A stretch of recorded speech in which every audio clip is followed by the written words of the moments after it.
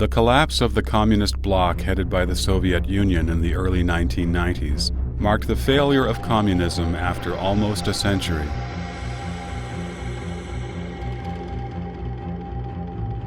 However, the CCP unexpectedly survived and still controls China, a nation with 1/5 of the world's population. No one in today's China, including the party members, believes in communism. After 50 years of socialism, the CCP has now adopted private ownership and even has a stock market. It seeks foreign investment to establish new ventures while exploiting workers and peasants as much as it can. This is completely opposite to the ideals of communism.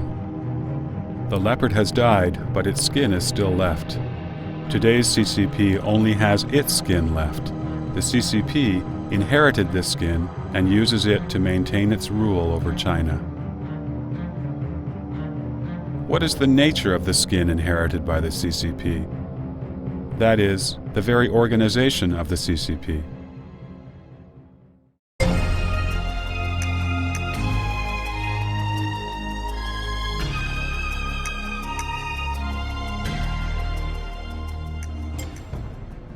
Although the Communist Party has never called itself a religion, it matches every single trait of a religion. At the beginning of its establishment, it regarded Marxism as the absolute truth in the world. It piously worshipped Marx as its spiritual god and exhorted people to engage in a lifelong struggle with the goal of building a communist heaven on earth. When talking about religion, people think of churches, temples, and pulpits. The church of the CCP is all levels of the party committee. The pulpit ranges from party meetings to all the media controlled by the CCP. Religions have doctrines. The CCP doctrine is comprised of Marxism-Leninism, as well as Mao Zedong's ideology, Deng Xiaoping's theory, Jiang Zemin's three represents, and the party constitution. Religions have initiation rites. Upon joining the CCP, there is also a ceremony in which oaths are given, pledging loyalty to the CCP forever. Religions have priests and abbots. The CCP has party secretaries and staff in charge of party affairs on all levels. Religions worship God. The CCP destroyed the names of all gods, allowing religions to only worship and believe in God under its leadership, and then established itself as an unnamed God. Religions have preaching. In the CCP, there are all sorts of meetings and leaders' speeches. The CCP worship of their leaders outdoes the religious hymns praising God. Religions ask for donations. The CCP collects compulsory membership fees and takes money from the national budget for the party use. In religion, there is disciplinary punishment. The CCP has party discipline ranging from house arrest, investigation, expulsion from the party, to deadly torture. We can see that the CCP is similar to religion, but it is significantly different from the traditional orthodox religions. The Communist Manifesto, which sets forth the guiding principles for the Communist Party, has a very famous passage towards the end. The communists don't like to conceal their views and aims. They openly declare that their ends can be attained only by the forcible overthrow of all existing social conditions. Let the ruling classes tremble at a communistic revolution. The proletarians have nothing to lose but their chains. They have a world to win.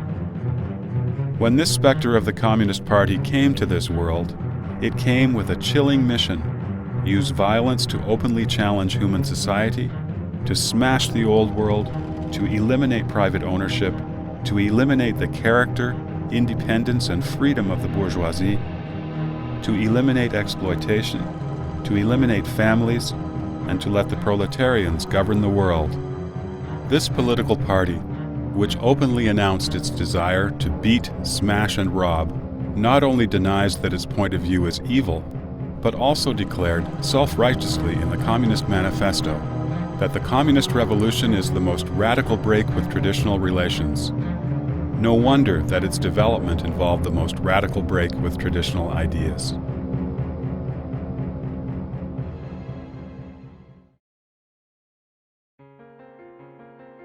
Where do traditional thoughts come from? According to the atheist's law of nature, traditional thoughts come naturally from the laws of nature and society. They are the results of systematic movements of the universe. According to those who believe in God, however, human traditions and moral values are given by God. Regardless of their origin, the most fundamental human morality, behavioral norms, and standards of judging good and bad are relatively stable, and they have been the basis for regulating human behavior and maintaining social order for thousands of years. If mankind lost the moral norms and standards for judging good and bad, wouldn't man degenerate into a beast?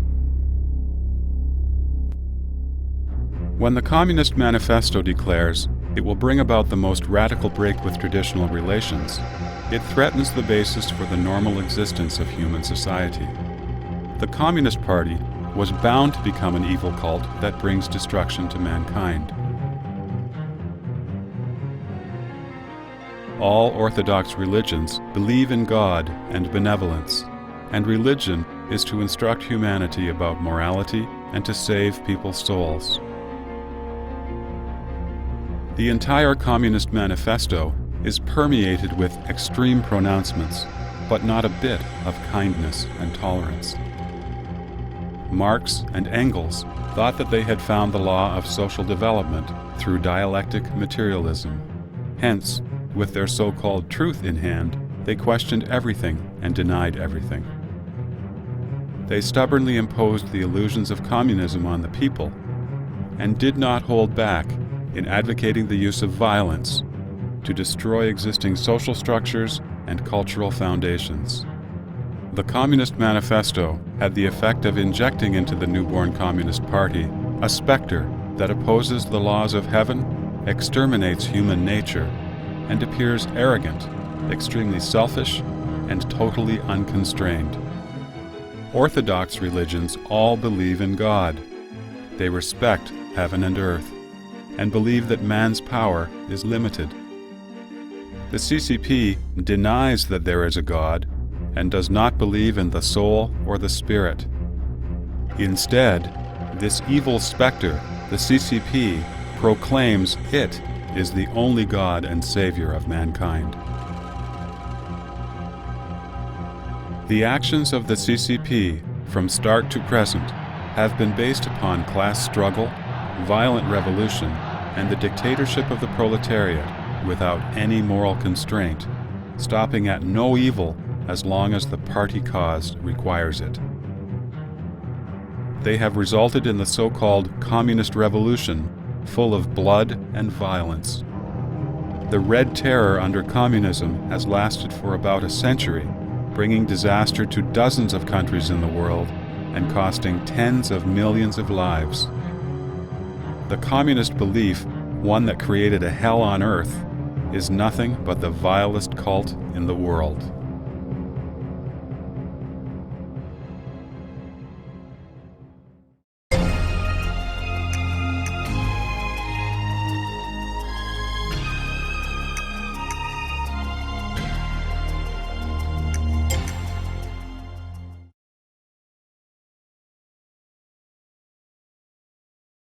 Marxism was a product of the initial period of capitalism, when productivity was low and science was underdeveloped. It didn't have a correct understanding at all of the relationships between humanity and society or humanity and nature.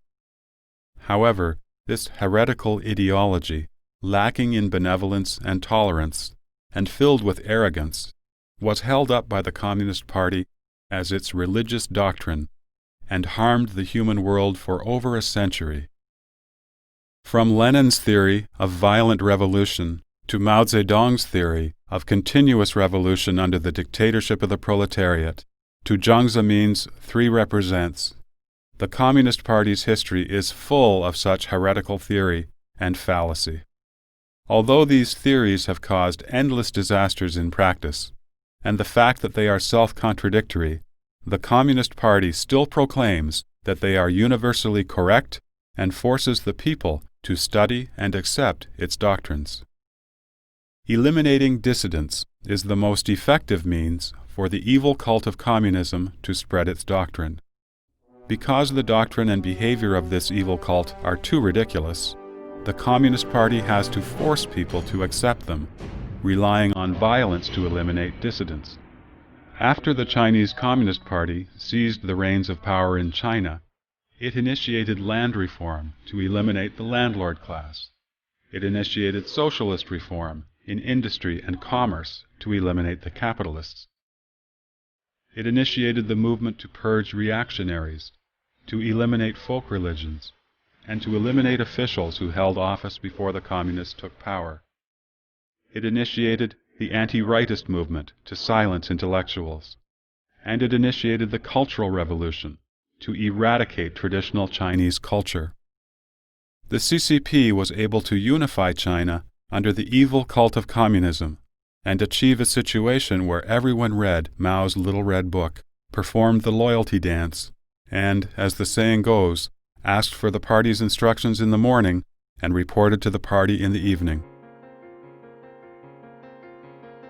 In the 1980s, when people's minds had just a little more freedom, the CCP came up with the anti-bourgeois liberalization and proposed the 4 fundamental principles. Because the Communist Party craved absolute leadership.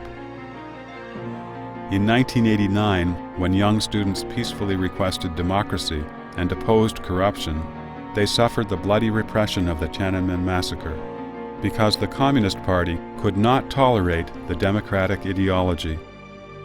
From 1999 to this day, the CCP has been brutally persecuting Falun Gong, because the party cannot tolerate human nature and kindness. Only when they have destroyed people's conscience with violence can the Communist Party feel secure about its own power. From Marx to Jiang Zemin, the portraits of Communist Party leaders are prominently displayed for the public to worship. The absolute authority of the Communist Party leaders forbids any challenge. Mao Zedong was set up as the Red Sun and Big Liberator. The party spoke outrageously about his writing, saying, "One sentence equals 10,000 ordinary sentences." As an ordinary party member, Deng Xiaoping once dominated Chinese politics like an overlord. Jiang Zemin's 3 represents theory is merely a little over 40 characters long, including punctuation, but the CCP 4th plenary session boasted it as providing a creative answer to questions such as what socialism is, how to construct socialism, what kind of party we are building, and how to build the party.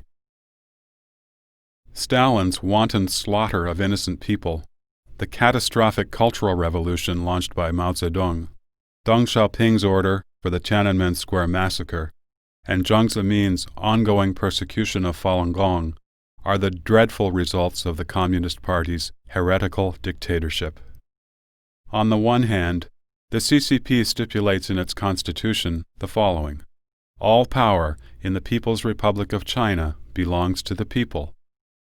The organs through which the people exercise state power are the National People's Congress and the local people's congresses at different levels. No organization or individual may enjoy the privilege of being above the Constitution and the law. On the other hand, the CCP Charter stipulates that the CCP is the core of the leadership for socialism with Chinese characteristics, overriding both the country and the people, causing this specter from Europe to spread all over the Chinese nation.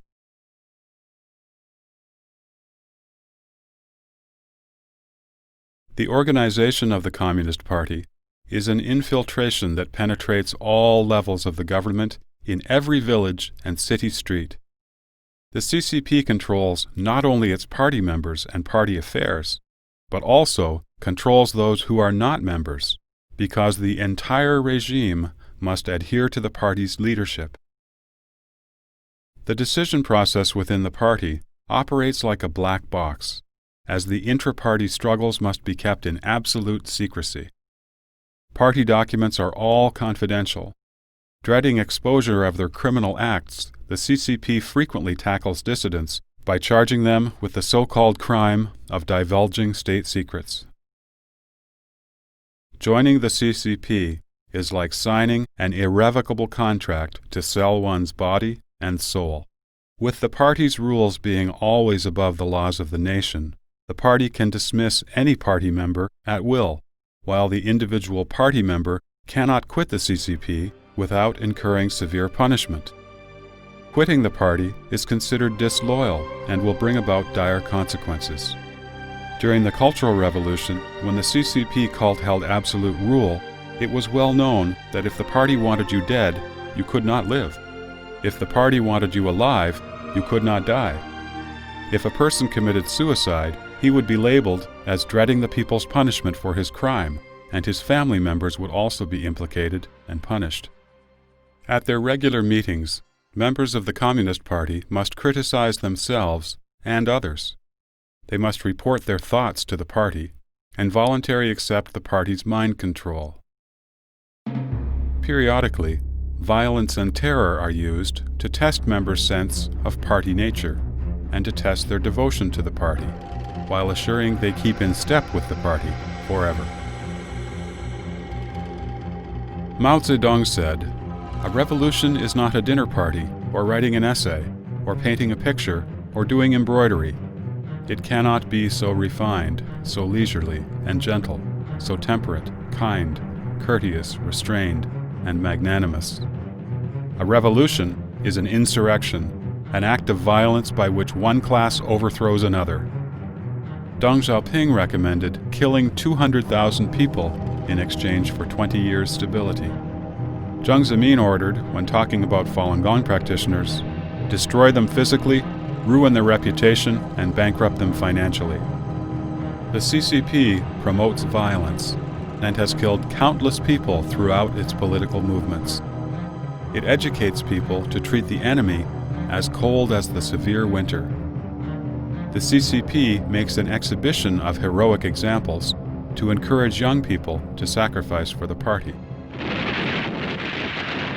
At the end of the 1970s, the CCP launched a war against Vietnam along the Chinese-Vietnam border in the name of self-defense. Tens of thousands of Chinese soldiers sacrificed blood and life for this struggle between the communist parties. Their deaths had in fact nothing to do with territory or sovereignty. Nevertheless, several years later, the CCP memorialized the senseless sacrifice of so many naive and bright young lives in the song "Heroism Stained with Blood."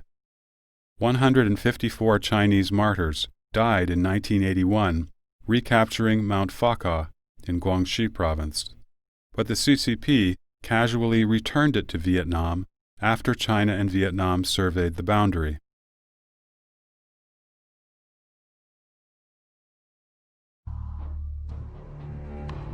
When the rampant spread of SARS threatened people's lives at the beginning of 2003, the CCP readily hired many young female nurses.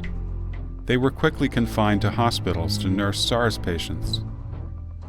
The CCP pushes young people to the most dangerous front lines in order to establish a public facade of the party's glorious propaganda image of fear neither hardship nor death. But at the same time, CCP leader Jiang Zemin took his closest followers and left Beijing to hide in Shanghai.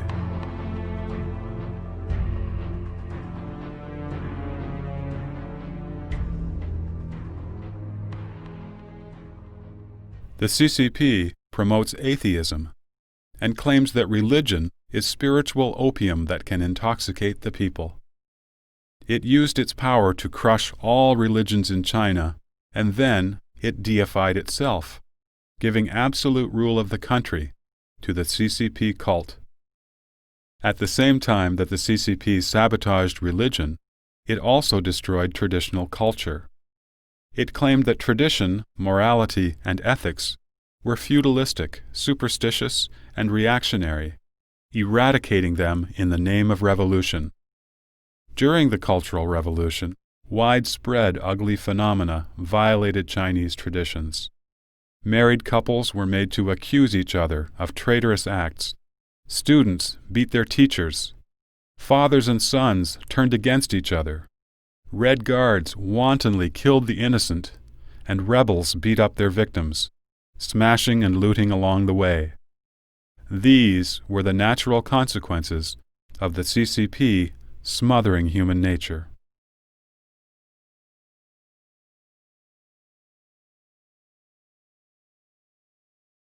A major characteristic of cults is their amassing money. After the CCP seized power by armed force, they generated a system of state ownership in which the state holds many monopolies in the so-called planned economy. In a country of socialist public ownership ruled by the Communist Party, party organizations that hold great power, that is, the party committees and branches at various levels, are imposed over top of the regular management structure. The party organizations overtake and control the state machinery and draw funds directly from the budgets of the governments at different levels. The CCP's wild ambition far surpasses that of the ordinary evil cults who simply accumulate money.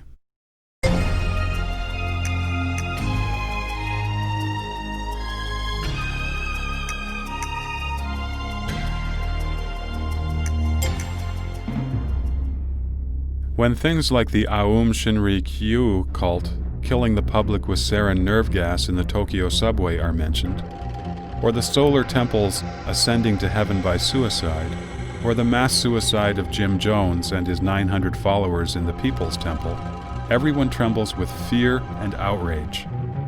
The CCP is, however, an evil cult that commits crimes 1,000 times worse, harming countless lives.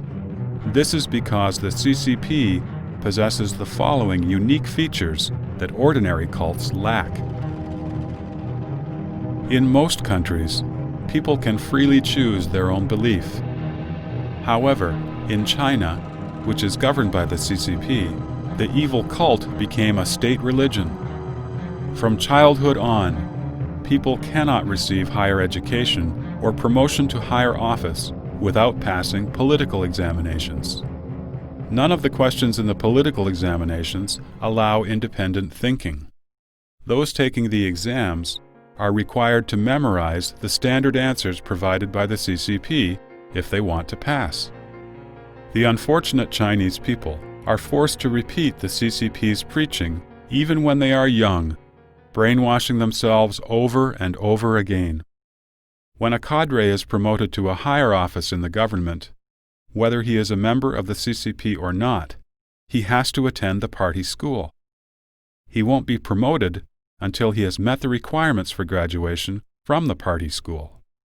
In China, where the Communist Party is the state religion, groups with differing opinions are not allowed to exist. Even the so-called democratic parties, which are merely set up by the CCP as a political screen, and the reformed Three Self Church, must formally acknowledge the leadership of the CCP. Loyalty to the CCP is the first priority before entertaining any other beliefs. This evil cult was able to become a state religion because the CCP had complete social control and deprived individuals of freedom.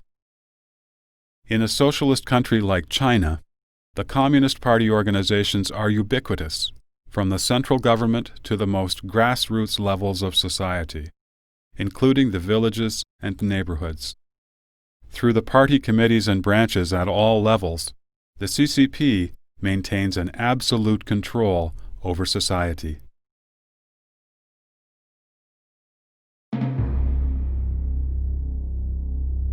Almost all evil cults control their followers or resist external pressure through violence. Even the total number of deaths caused by all other evil cults around the world cannot even compare to the number of people killed by the CCP. Take a look at the CCP's evil history. Under the direction of its evil theory, the CCP uses the government structure to implement its killing. It has no reservations or scruples about persecuting people. Anyone, including supporters, members, and even leaders of the CCP, can become a target of its persecution.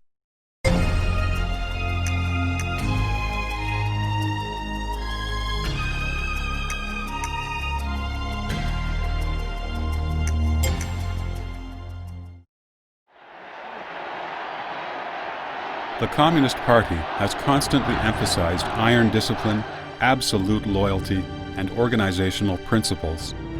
Those who join the CCP must swear the following oath. I wish to join the Chinese Communist Party, to support the party's constitution, follow the party's regulations, fulfill the members' obligations, execute the party's decisions, strictly follow the party's disciplines, keep the party's secrets, be loyal to the party, work diligently, dedicate my whole life to communism, stand ready to sacrifice everything for the party and the people, and never betray the party. The CCP calls this spirit of cult-like devotion to the party its sense of party nature. It asks a CCP member to be ready any time to give up all personal beliefs and principles and to obey absolutely the party's will and the leader's will. If the party wants you to be kind, then you should be kind. If the party wants you to do evil, then you should do evil. Otherwise, you would not meet the standard of being a party member, having not shown a strong sense of the party nature. Using the CCP's logic, the survival and welfare of the party is above all else, even higher than the total benefit of all the members of the party combined. Any individual member of the party should be ready to be sacrificed for the party at any moment. To foster and maintain the sense of party nature, the CCP relies on the mechanism of periodic struggles within the party. Through continuously mobilizing brutal struggles inside and outside the party, the CCP has eliminated dissidents and created the Red Terror. At the same time, the CCP continuously purges party members, making its cult-type rules stricter and fostering members' aptitude for the party nature, all to enhance the party's fighting capacity. This is a treasured weapon the CCP uses to prolong its survival. This kind of political campaign that occurs every 7 or 8 years has ensured the survival of the CCP. Every time there was a campaign, a minority of the people, around 5%, would be cruelly persecuted. The tragic end of Liu Shaoji, the party leader who was later arrested and tortured to death, and Peng Dehuai, a high-ranking official who dared to challenge the Great Leap Forward, and other dissidents who were tortured to death, brought the remaining 95% into obedient adherence to the party line, thereby enhancing the party's cohesive force and destructive capacity. These struggles also eliminated faltering party members who were not willing to give up their conscience and attacked any force that dared to resist.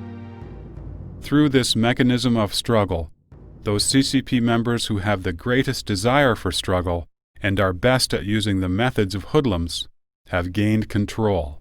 The CCP cult leaders are all fearless people, rich in the experience of struggle and full of the party spirit. This kind of party nature required by the CCP has come precisely from the CCP's cult nature.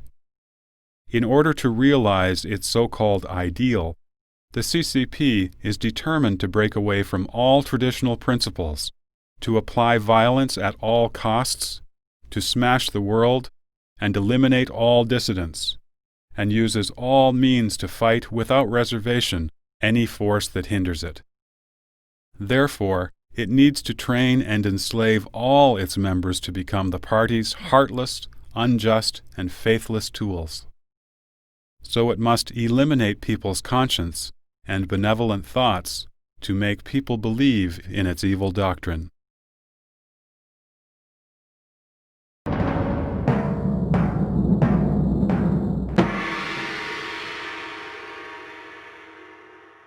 Today's CCP has become the largest government of embezzlement and corruption in the world. According to official statistics in China, among the 20 million officials, officers, or cadres in the party or government over the past 20 years, 8 million have been found guilty of corruption and disciplined or punished based on the party or government regulations. If unidentified corrupt officials are also taken into account, the corrupt party and government officials are estimated to be at over 2/3 of the total. Securing material benefits by means of corruption and extortion has become the strongest coherent force for the unity of the CCP today. The corrupt officials know that without the CCP, they would have no opportunity to connive for personal gain. And if the CCP falls, they would not only lose their power and position, but also face investigation. People see it clearly. If we fight corruption, the party will fall. If we do not fight corruption, the nation will perish. The CCP, however, will not risk its own doom to fight corruption. What it will do is to kill a few corrupt individuals as a token sacrifice for the sake of its own image. This prolongs the party's life for a few more years at the expense of a small number of corrupt elements. Today, the only goals of the CCP evil cult are to keep its own power and steer clear of its demise. The CCP is afraid of the Chinese people having freedom of belief and the capacity for independent thought, because such people would recognize the nature of the CCP as an evil cult. Therefore, it acts swiftly to imprison people who have faith, like Falun Gong practitioners and the underground Christians, the independent liberals and civil rights activists. It does, however, give the rest of the people a deviated kind of freedom. As long as you do not care about politics, as long as you do not oppose the CCP leadership, you may let your desires go in any way you want, even if it means you do wicked, unethical things. As a result, the CCP is deteriorating dramatically, and social morality in China is experiencing an alarmingly sharp decline. In today's China, ethics and morality have degenerated beyond recognition. Shoddy products, prostitutes, drugs, conspiracies between officials and gangs, organized crime syndicates, gambling, bribery, corruption of every kind is prevalent. The CCP has largely ignored such moral decay, while many high-ranking officials are the bosses in the back room who extort protection fees from people who are afraid. A saying that best describes how the evil cult of the CCP has devastated Chinese society today is the following: blocking the road to heaven and opening the gate to hell.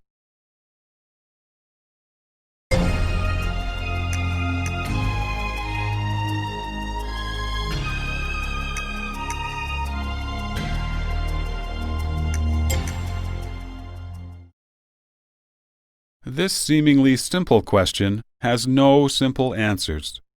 Under the pretense of being for the people, and in the guise of a political party, the Communist Party has indeed deceived millions of people. And yet, it is not a political party in the ordinary sense, but a harmful and evil cult possessed by an evil specter. The Communist Party is a living being that manifests in this world through the party organizations. What truly controls the Communist Party is the evil specter that possessed it when it first came into being. And it is that evil specter that determines the evil nature of the Communist Party. The leaders of the Communist Party, while acting as the gurus of the cult, serve only as the mouthpiece of the evil specter and the party, When their will and purpose are in line with the party, and they serve to strengthen the party, they will be chosen as leaders. But when they can no longer meet the needs of the party, they will be ruthlessly overthrown. A dozen or so ranking party leaders have fallen from grace, which proves the truth of this statement. In fact, the top leaders of the party are walking on a very narrow tightrope. They can either break away from the party line and leave a good name in history, as Mikhail Gorbachev did, or be victimized by the party, like many general secretaries of the party. The people are the targets of the party's enslavement and oppression. Under the party's rule, the people have no rights to reject the party. Instead, they are forced to accept the party leadership and fulfill the obligation to sustain the party. They are also subjected to regular cult-style brainwashing under the threat of coercion from the party. The party members are a physical mass that has been used to fill up the body of the party. Many of them are honest and kind, and may even be quite accomplished in their public life. These are the people the CCP likes to recruit, since their reputation and competence may be used to serve the party. Many others, out of their desire to become an official in order to gain private profits, work hard to join the party.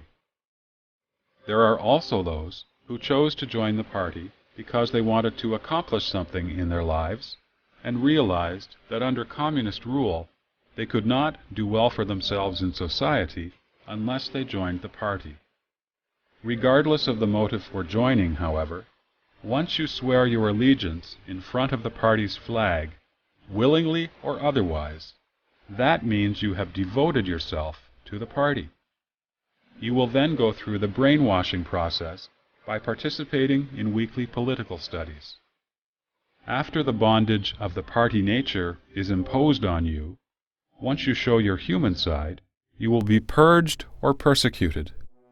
You cannot withdraw from the party on your own, even if you want to, for the party, with its entrance yes and exit no policy, would regard you as a traitor.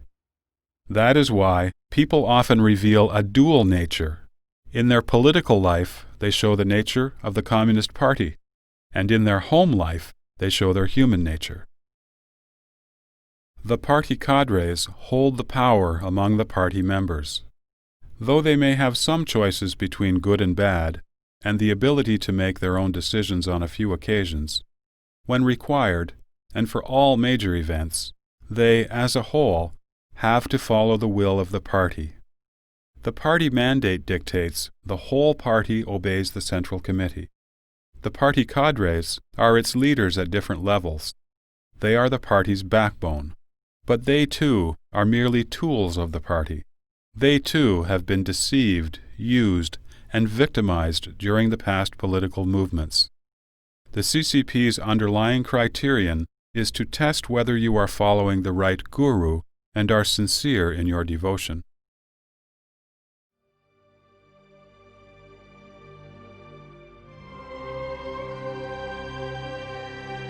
The CCP has acted viciously and wickedly throughout its more than 50-year rule over China. But why do the Chinese people lack a realistic understanding of the CCP's evil nature? Is it because the Chinese people are dumb? No. The Chinese are among the wisest nations in the world. The key lies in the deception, cruelty, and the mind control practiced by the CCP. Not many Chinese would even dare to think of calling the CCP an evil cult. All that people have heard have been the praises of the party, and their minds have been impoverished of any thought other than the ideas that reinforce the CCP. They can only hope that the CCP can reform, or that it might soon have a just leader, but they cannot recognize at all the evil nature of the CCP cult. The CCP keeps on confusing the Chinese people's notions. The CCP equates itself with China and instills the concept that loving the CCP is patriotic, and that being patriotic means loving the CCP in order to cover up its own sins. The CCP has been moving towards its complete doom. What is most troublesome is that this evil cult is stubbornly doing what it can to take the Chinese nation with it into an abyss of corruption and degeneration. There is an old Chinese idiom that means, "There will always be trouble until he who stirs it up is removed." The dying CCP's control over people's minds is now loosening. With the advance of telecommunications and the Internet, people are learning more and more facts. As the corrupt officials increasingly plunder and oppress the people, the public are beginning to wake up from their illusions about the CCP, and many of them have started to exercise civil disobedience. In its persecution of Falun Gong, the CCP has spent 1/4 of China's national resources. Yet the party has failed to achieve its goal of increased ideological control, and also further weakened itself, while at the same time revealing its absolute ruthlessness. This opportune moment has made people reconsider the CCP, and as a result is paving the way for the Chinese nation to free itself from the ideological bondage and completely break away from the control of the communist evil specter.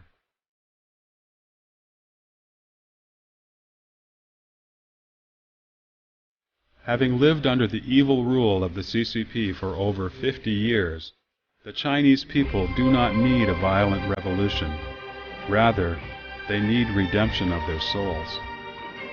This can be achieved through self-help, and the first step towards that goal is to become more aware of the evil and harmful nature of the CCP, to reject the communist falsehoods in their minds, clear away the party culture, and remove the CCP control of their minds, so that the evil specter can be eradicated and cleared out. Thus, it will have no place to hide. With the Chinese people's minds set right and human nature returned to its original state, the public would regain its morality and succeed in a transition to a decent, non-communist society. Nations ruled by communists are associated with poverty, totalitarianism, and persecution. There are very few such nations left. Their days are numbered. With the wisdom of the Chinese people, inspired by the historical glory of the Chinese nation, the day will come when people cast aside the party organizations that are attached to the state apparatus, allowing the social systems to function independently, backed up by the core forces of the society. A China that has been freed from the evil possession of communism will be a promising nation. The Chinese need to help themselves. They need to reflect, and they need to shake off the CCP.